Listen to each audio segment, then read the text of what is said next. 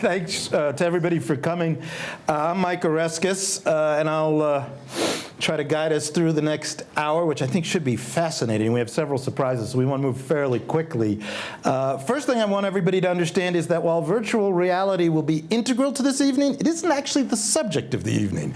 The subject of this evening is the role of culture in helping us shape the future of the planet. And I think, keep that in mind as you watch the remarkable film that in a minute you'll get some instructions.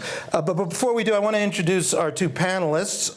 Alanda Kariza is the business director of Youth Sinergi, which is a group that engages with young people to help them shape their own futures. And you'll see why that's so significant, I think, to the evening.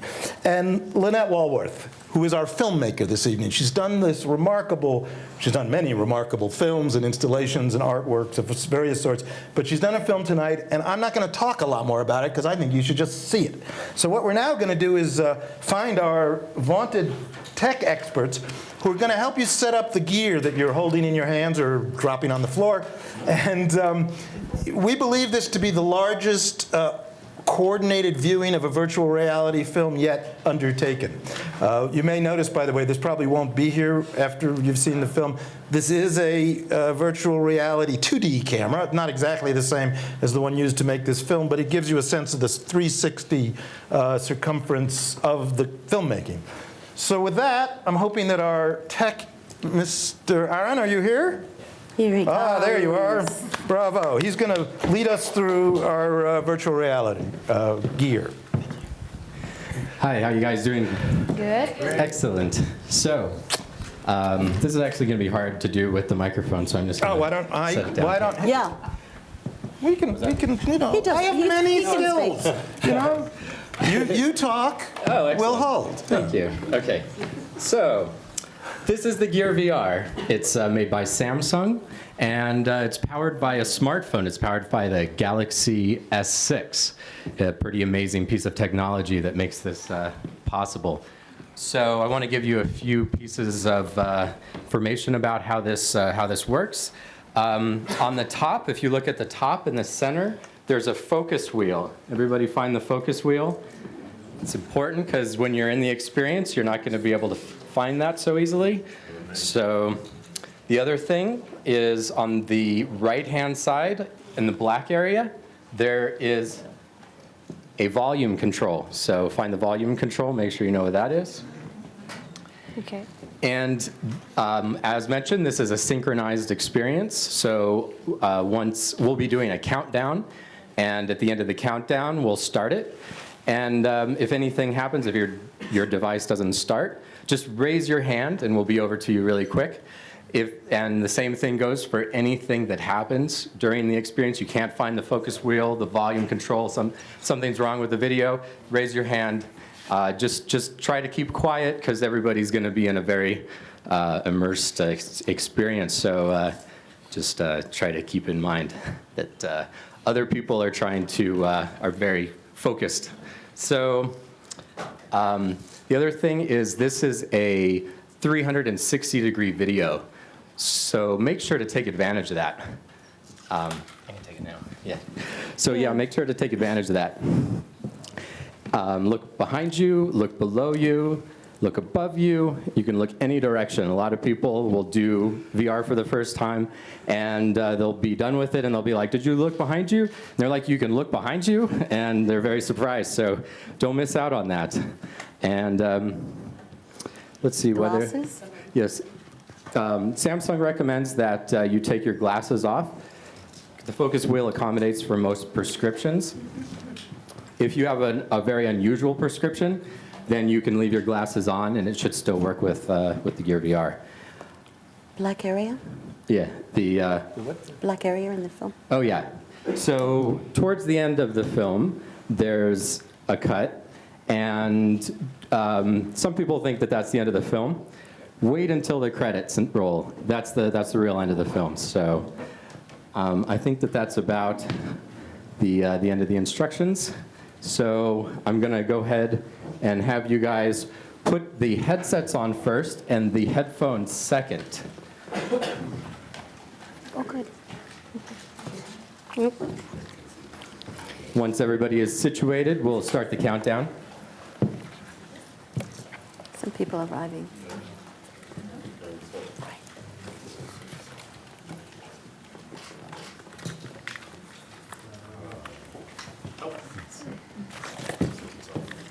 Oh, you will not see anything until we start the experience. Yeah, so it should be, yeah, some will have a logo, some will be black from the beginning. So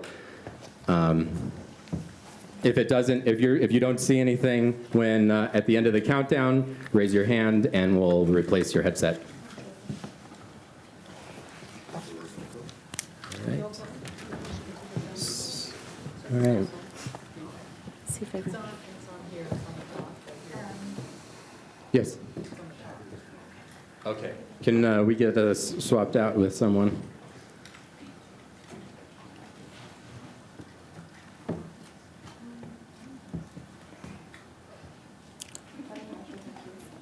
The blue light is beautiful. Isn't it? Yeah, go ahead and put your headset on. I'm waiting for everybody. When I see everybody has their headset on and headphones on, I'm going to start the countdown. All right. We're going to, okay, I think we're ready. So let's go ahead and start the countdown in 3, 2, 1. Enjoy the film.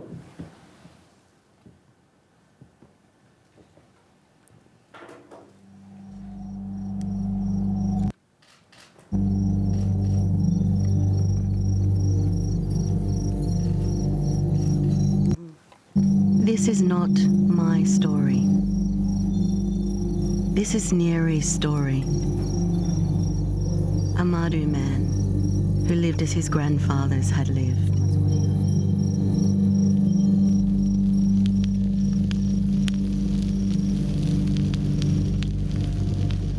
In Nyarri's world, time doesn't move in a straight line. I even met him. He was already waiting for me.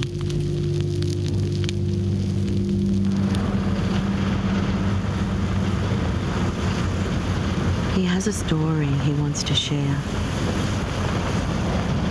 And that is why I'm traveling and bringing you with me.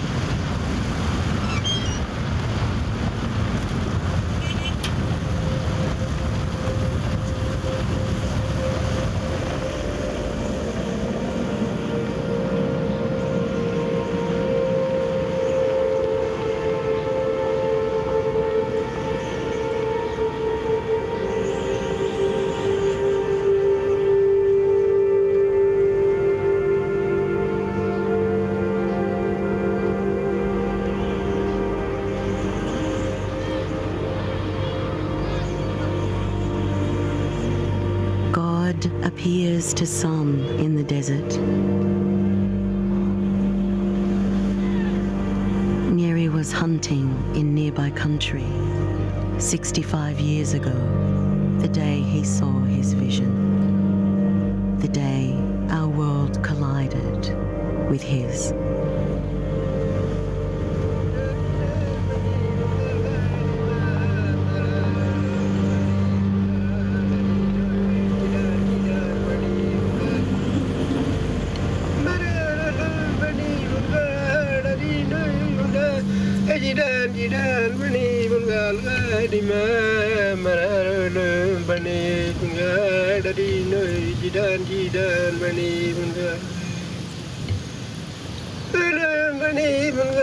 This is my grandfather, Neri Morgan, welcoming you to his home.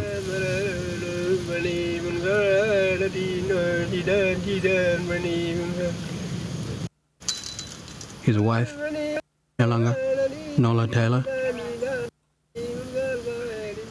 and me, Curtis Taylor, standing by the gate. This is where I grew up. Hello. Đi qua chân luôn nha mà. Dạ rồi. Long way away. Nyarri says, well, you have come from a long way away.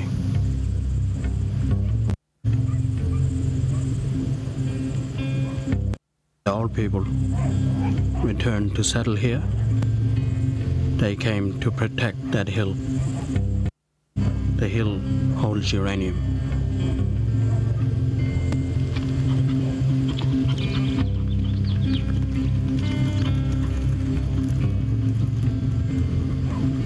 In the 1950s, Britain tested atomic bombs in the outback of Australia. Nyarri was a young man then and didn't know any other world but his own.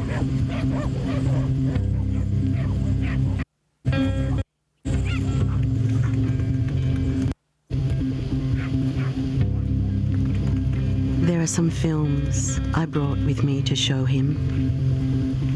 Films of the atomic bomb and Oppenheimer, the man who created it. It's in New Mexico, a world away from.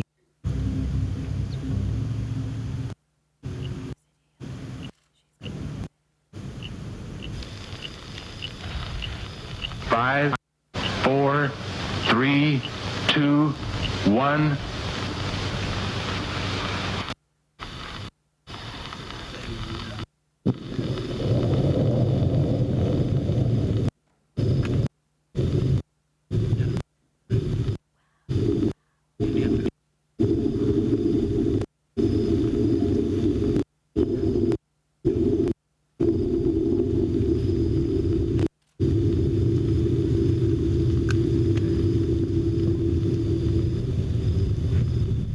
That day, Nyarri saw a thing he couldn't name. It would be 20 years before he heard the words, atomic bomb.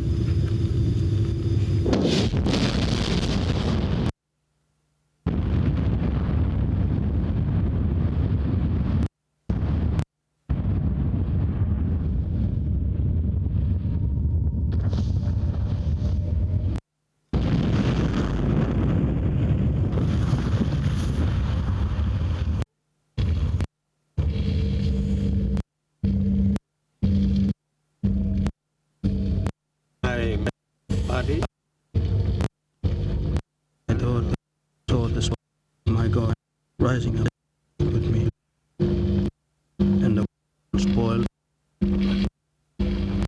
ash to the ground, the country, ash fell on the wind.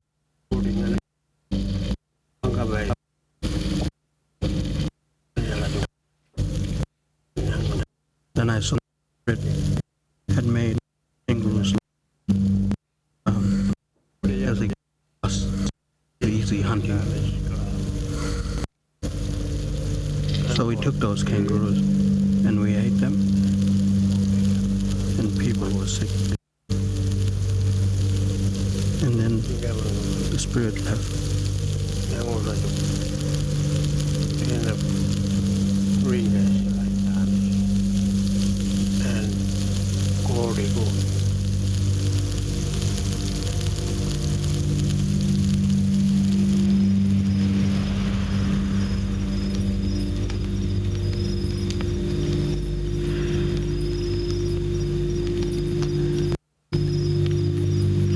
Oppenheimer could never have known he might poison a young man's God in his heart, even for a moment.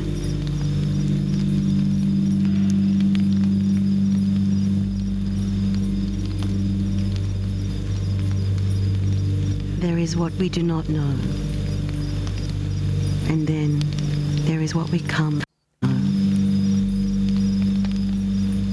He knew the world would not be the same. Few people laughed. Few people cried. Most people were silent.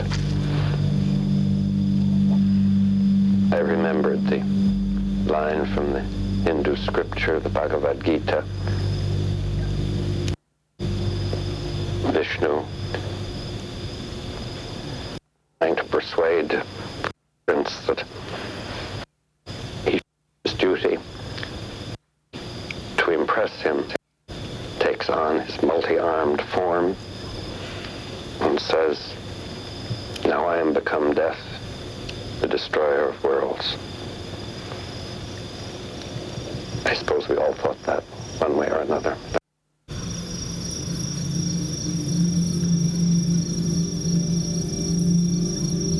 We collude with the urgent needs of a single point in time.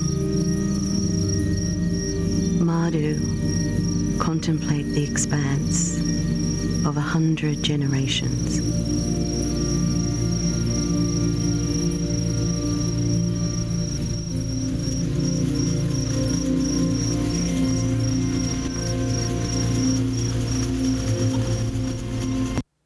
This is and family and loved ones. It's a relationship that doesn't end. In this country, every rock is known.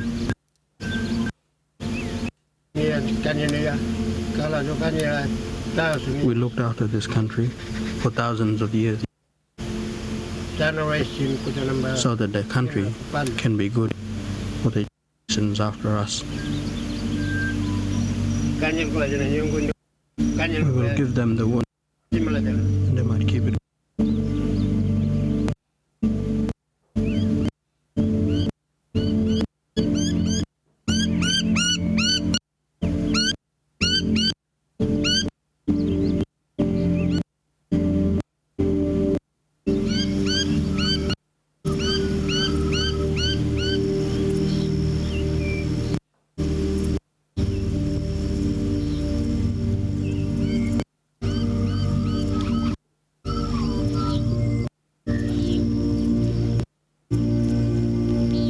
This is Madhu knowledge, painting with fire, creating mosaics across our country that prevent fires and create new growth.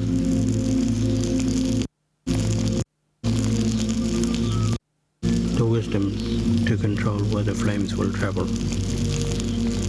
Knowledge transferred across 100 generations.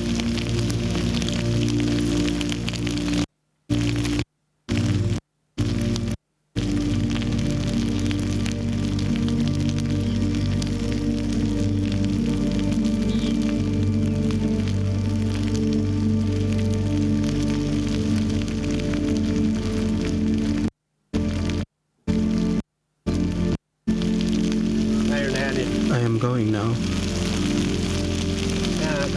Who will look after this fire for the ones who are on their way?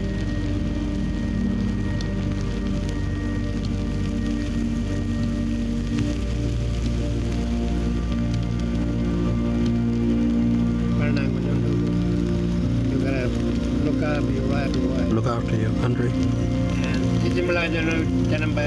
Look after your young ones. Think about your land and the ones to follow.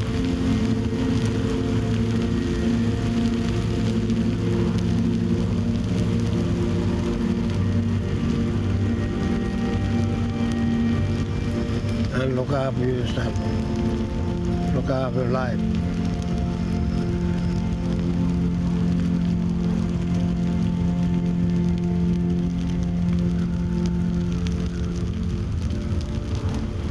There is what we do not know, and then there is what we come to know, and it's what we do next that makes the difference.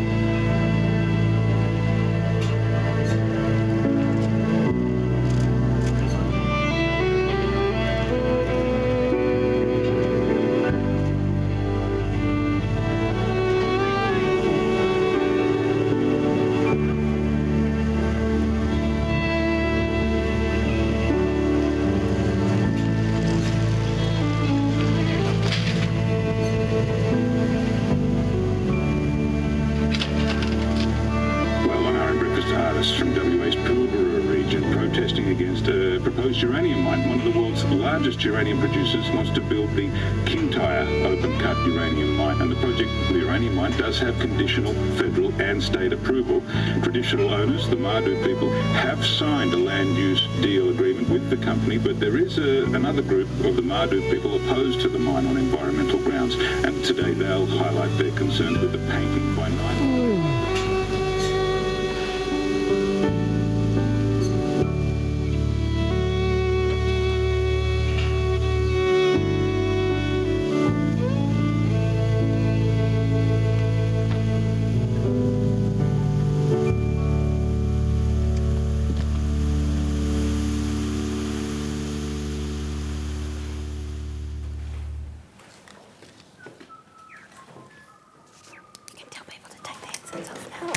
Tell them to take their headsets Please off. take your headsets off.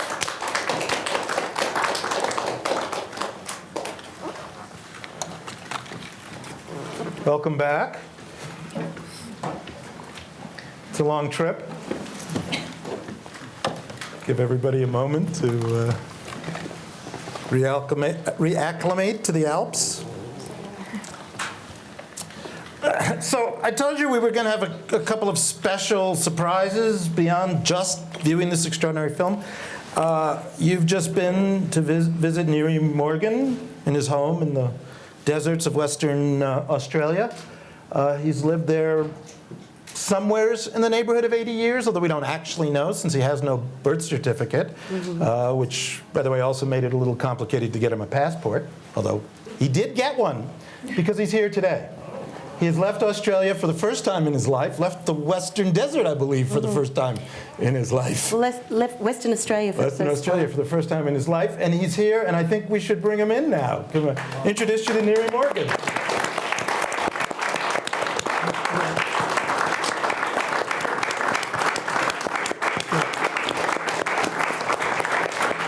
And of course, as you can see, Neri's accompanied by his wife, Nola Taylor, and by their grandson, Curtis Taylor.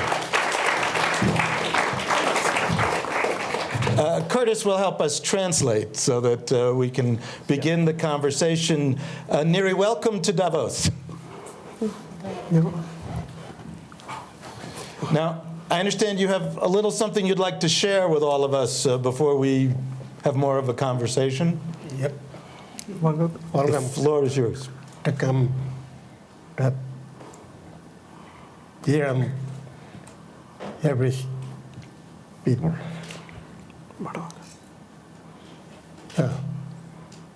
Hola. And to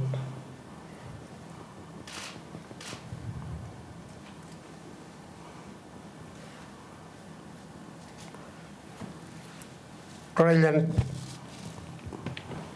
tribe Nangna to young be hang of middle like little bit. Nanguna is Balani of Miragalo, the Maralinga. Young Palalo, middle like little bit. Nanguna is Australia. Polomonia, Pam, Honing, Pananga, Polomono, Kayano, Mo, Wara, Nos, Kalamonis, Kangaroo, everything, Kangaroo, Emu, Tagi, Kawana, everything. People, Onulanju Kalam, how lot, like Nayoring Marima, the Kalamulan, right up. Curtis. What Nyarri said at the start, it was a big trip for us to come from Australia to Switzerland. First time for Nyarri to travel overseas. So he had to drive 6 hours to Newman, which is the closest town in the Pilbara for us, and then fly down to Perth, our capital city in Western Australia.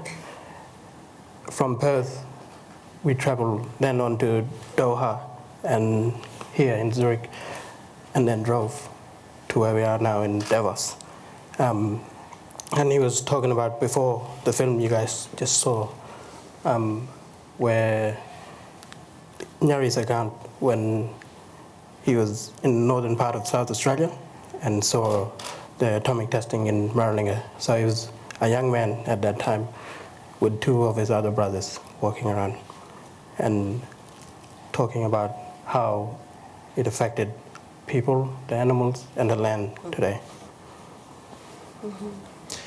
Neri, is there something that you would hope the rest of us in the world would learn from your experience? You want to say? Wait, Explain. Devin in the Yeah. Hi. Devin in the first. Mana nindil ko jananya wal bela gaya. Ya lo ya.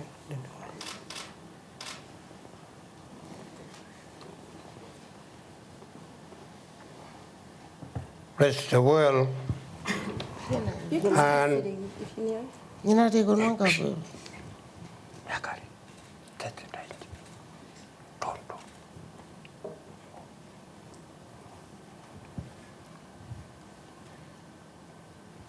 In Australian,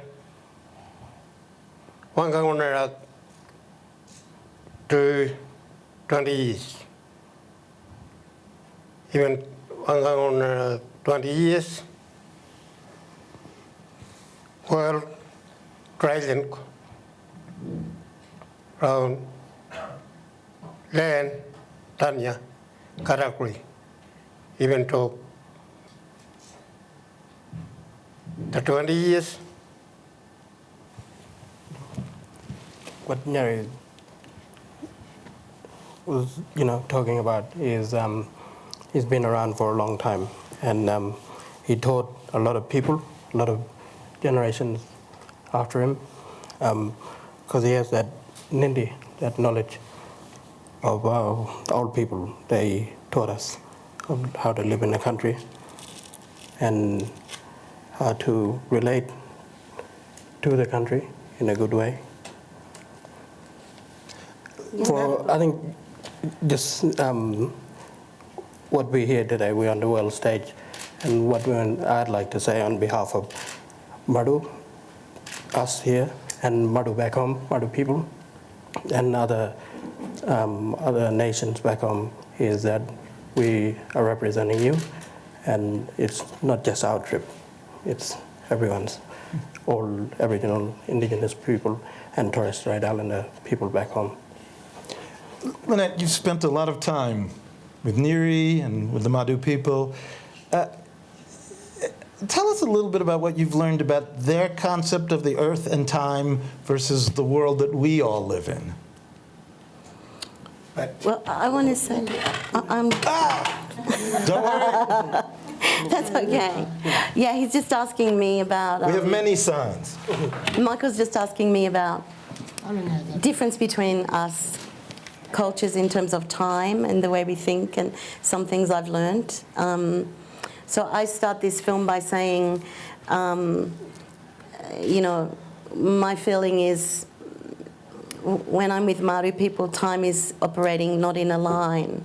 It's more like a circle. Things come together, and you tell me if I'm wrong, but this is what I feel, that things are not traveling in this linear trajectory that we are driven by. And we're always driven by this point ahead of us, just ahead of us, which causes us to make the decisions we make, I think, because we feel this is our moment, and we think in terms of singular generations. The first work I did with Māori women, the end of that trilogy was all the women moving across 3 panels of video, all the same women, but all at different time frames.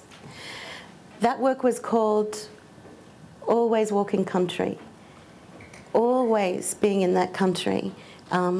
What I am trying to say from my perspective in terms of this work is Neri, Nola, Curtis helped me understand that I'm part of a lineage of generations. They think like that naturally. I have to train myself to think that whilst we are about to leave, the ones who are about to arrive are just on their way. And that if we could imagine them all of the time in our decision making, we would make different decisions. Alanda, you're working with engaging the young people of the world today. Yeah. How does that strike you, hearing the way they think about the next generations? I think I think the film is a really good, especially about the concept of time, is a really good reminder, especially for us, for young generations, because even younger generations always think ahead. I know that I'm from Indonesia, and Indonesia might still be in the second industrial revolution. And we always think so far ahead that we have to achieve this, we have to do this tomorrow, next year, 5 years from now, 10 years from now. And we don't really think about what's happened behind us and the people who are still behind us. So I think it serves as a really good reminder on to think back and have a more, comprehensive understanding of things, and be more empathetic towards other people than us. So this is your session, and we're going to welcome questions from all of you. And if you have a question, I believe we have some microphones in the room. But I'm going to use the moderator's prerogative to give the first question to a special guest. She's very special to me, but I think she's special to all of us. She's one of the world's leading experts on the intersection of history and climate change. And I think this film, when you think about it, is fascinating because we witnessed the collision of a man who was living outside the time that we all live in and who was awakened to our world by one of the most frightening technological innovations of the 20th century. And yet, it turned out, it might not have actually been the most destructive, because we're now living with an era of climate change caused by the third industrial revolution, and maybe the first and second too, all three of them. Anyway, a thing we've done to the earth that may actually have been more powerful than the bomb that Nyarri witnessed. And I wanted to turn to a very special historian and scientist who could talk to us a little about that. She also knows about uranium in Australia. She's worked in the outback, and she also happens to be my sister, Naomi Oreskes. So if I could invite you to say a few words. Do we have microphones, or can we all be heard? I can probably project. Yeah, there'll be more time. Well, first of all, I just want to say thank you to all of you for this amazing collaboration. It's beautiful. It's heartbreaking. So thank you for that. And it brought back a lot of memories for me as a person who spent 3 years in the outback in the northern part of South Australia. And quite near Woomera, which also has its own history of nuclear testing that actually, in a way, continues to this day. So I guess what I maybe would ask you would be about climate change in Australia today, and about what changes in the land perhaps you've already seen, and what conversations might be taking place, because Australia is also at the forefront of climate change and climate vulnerability. It's also at the forefront of an extremely confused politics about climate change. And of all the places in the world, it's always struck me as a place that should be most concerned about climate change, but yet hasn't really stepped up to a leadership role in the world yet. I still hope that you will. So, those are just some thoughts, and any response or ideas that you might have, I welcome. Thank you. You've noticed, you were talking about changes the other day. Nola, what have you seen? I have seen a lot happening. Everything is changed. Long ago, everything was like normal. Now, it's changing each day, each year, even could be every month, I guess.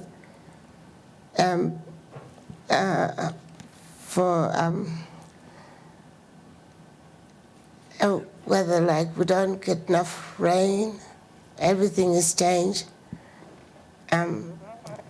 Summer have come more like oven.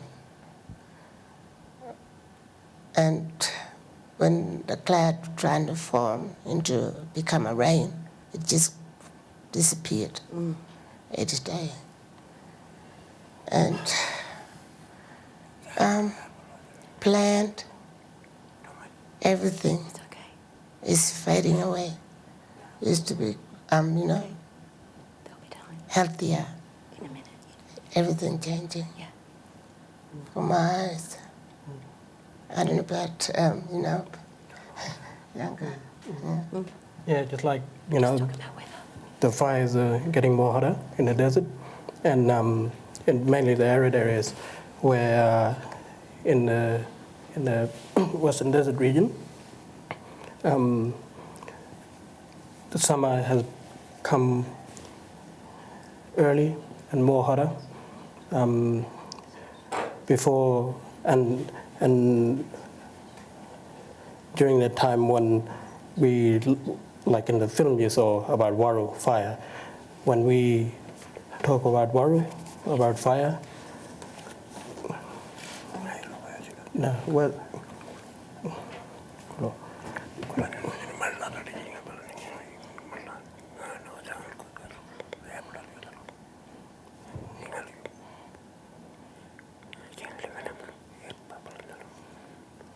no, what I go? No. No.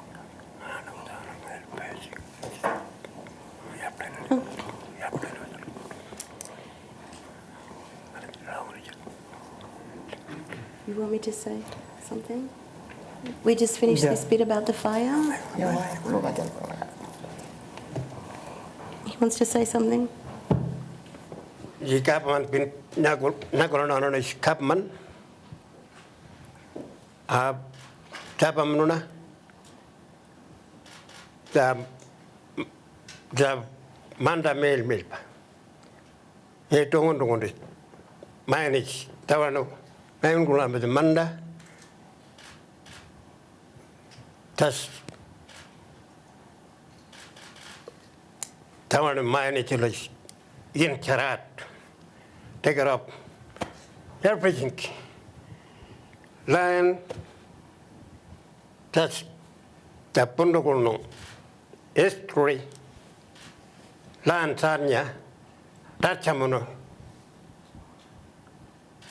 Otherwise, Wangangunam can change Mono, my law. Change Monona, law. Too long of it, the mental Kitalia, Rekamon, and Charat. That's our Manda. Microphone. Microphone. Yeah. And you kana bodunanguna kana change law. The category land quarry, land tanya. Can Curtis say what you're saying so people know? I think what Nyarri was talking about was we got a little bit off topic there, just about the effects of mining in our area, mainly the Pilbara region. But coming back to that question, and especially on the coast, we see, the water getting warmer, and animals like crocodiles and turtles are going far south now, and some animals that we find that were extinct species or endangered becoming increasingly low because of climate change and because of their predators moving around the country much easier. That's, I think, our work that we do in the Western Desert with as the rangers and looking after caring for country. That's the effects we see firsthand, like with Nyarri and Nola and other Western Desert rangers. Yeah, I mean, I think you feel Nyarri's passion for this country and to have the opportunity to speak here, to imagine, I think, his whole life, sometime he will get this chance to tell a story that no one has heard. No one has heard. What you're feeling is that passion and the pain, I guess. about these changes, about these interruptions, the technological interruptions that happened. He saw Maralinga, they saw the Woomera tests. The Maru women were moved off because of the Woomera tests, so they were testing rockets in that region, right? So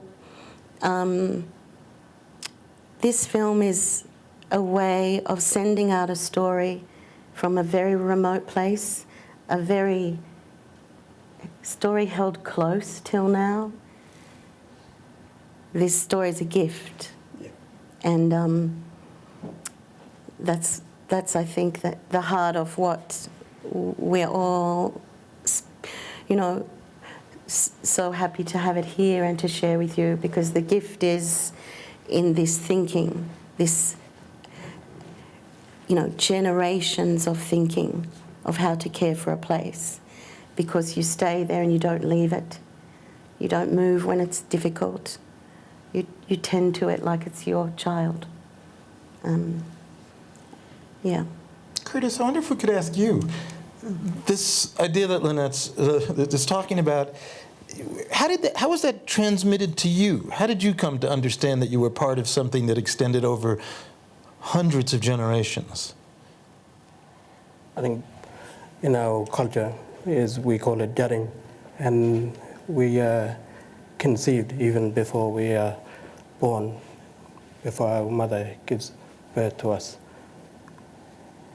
And then when the mother is pregnant, then we are born into this time. It's like a circle for us, not linear. And we live our life. After we die, we go back to that, our totem spirit. And whether it be an animal or a place in your land, so it's like a time. We keep going around, and we're remembered through other people from our stories and our history, our own history that we left behind, our legacy, in the country. And how we Madu think and other indigenous people is time is not just for the other generations that come before us, but the future generations. So it's our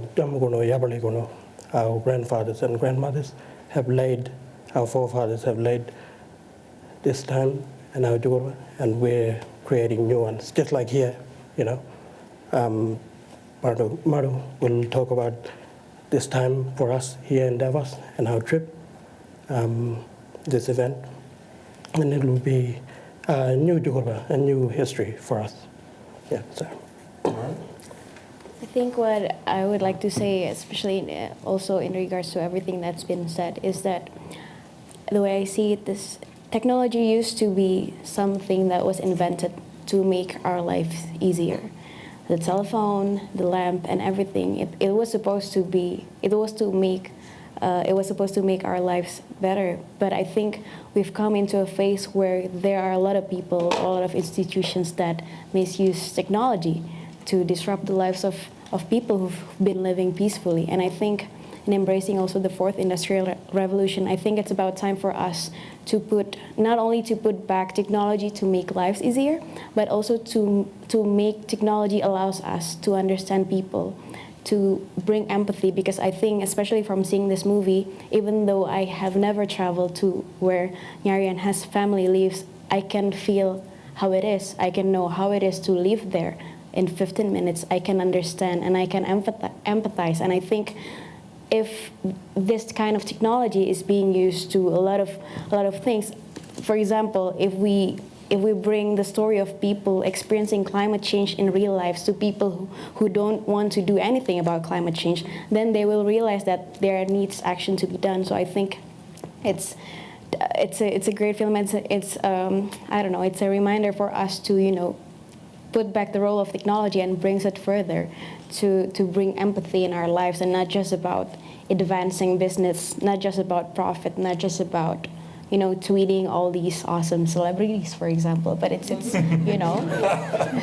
it's about understanding other people. It's about being human, and I think technology should support us in being human and be kind to other humans. So I think that's that.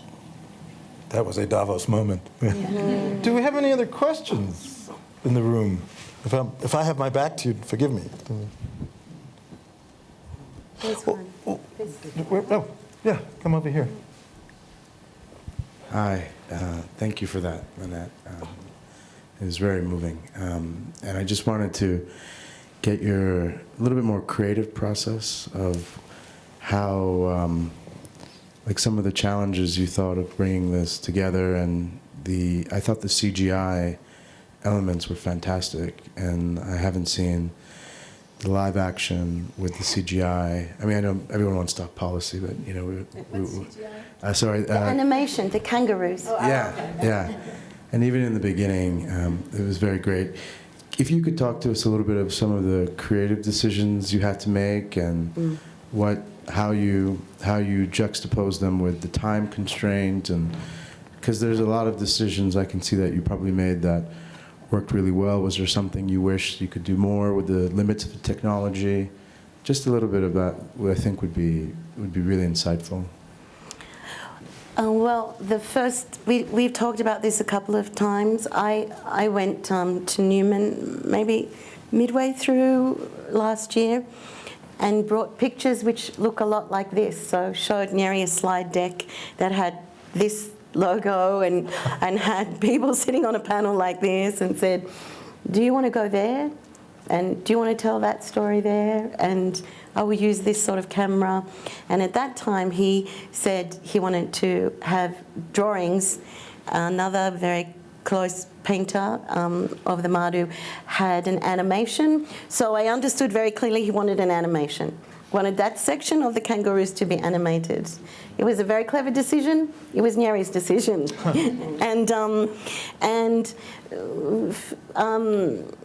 But yeah, the creative challenge in this is to do a work that bridges two worlds. And I know how delicate that is, and I know the scrutiny that will be placed under. So I had to walk a very careful line to say, I can narrate what I can from my world, and Curtis and Neri narrate from their world. But I believe in these bridging works. They're extraordinarily hard to do. But I don't see what's the point if we can't do them. Because how do we share knowledge or learn from one another? And this work could only exist because we are in a relationship that's developed over maybe 5 years now. So there's trust. So creatively, I was free and trusted. And I just followed my instincts. But the camera, I always thought this form would make sense to Nyarri. And when I put the camera down, which you know very well, Gabo, I put that camera down and Nyarri looked at it and said, oh, it has 16 eyes. And I said, yeah, it has 16 eyes and 4 ears. And so then he could see everything that camera would see. It's been a tremendously difficult process to bring together in a short time frame. But we were driven, Nicole, who's the producer, who's just there, we were driven by this time frame. And I think everyone rose to the challenge, including the beautiful animators at Whiskey Tree, who made those kangaroos feel real. I don't think I'd change any of it. I think what it says is what we wanted it to say. Nyarri, when you first saw the film, when Lynette put those goggles on your head and you watched the film, what did you think? What? The middle is chicken. This one is come off as chicken. And a pike. Even One got on long way, 10 years. 10 years.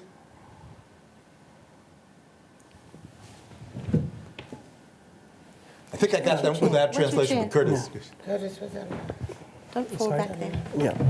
น่าจะเป็นวันอยู่เป็น first นั่งบน that video อยู่เป็นครับพี่ยันดู Oh, he Video said something now. about the kangaroo. Kangaroo fish. Kangaroo. Even. Plomono. Megalo. Nanok. Kochayan.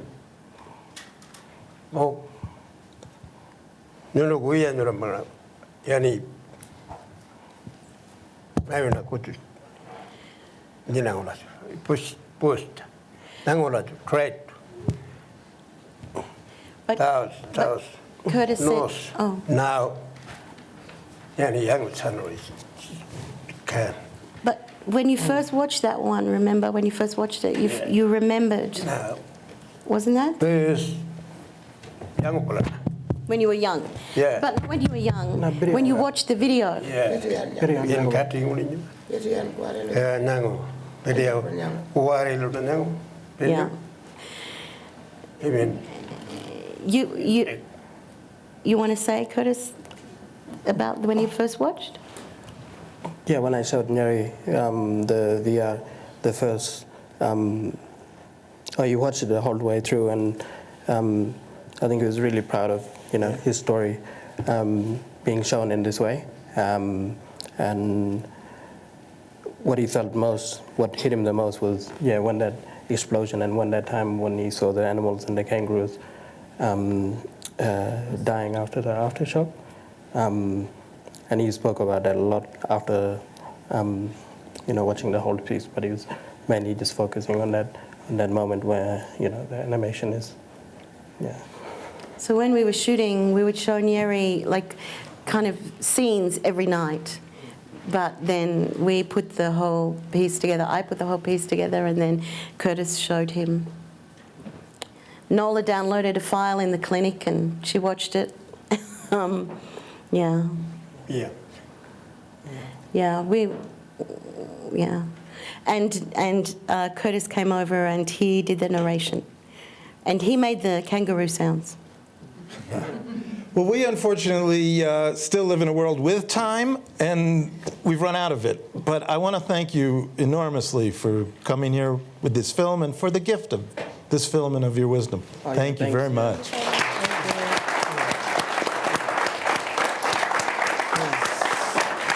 Thank you, Neri.